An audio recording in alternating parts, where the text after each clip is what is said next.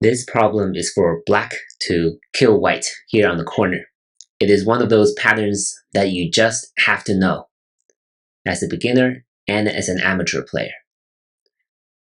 The correct move is right here, this 2-1 point. After this point, white is paralyzed. If white plays on the outside, then black can play here. Now white cannot cut off these two black stones, and black will win this race to capture this way, right? 3 liberties versus 2. If white plays here, then black will just play this bend, or even this. Either works. Now, once again, this is a 3 liberties versus 2 liberties situation. If white tries to extend here, black will just play on the outside, and white still only has 2 liberties left. If white plays here, then it's similar. Black will just cover on the outside, and black will be able to capture white like this.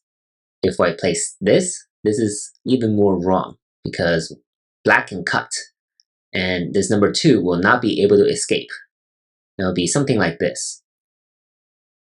After black's number 1, white has no answer for black in this pattern.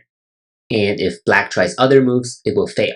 If black plays here, then white will just occupy black's liberties, and black will be captured.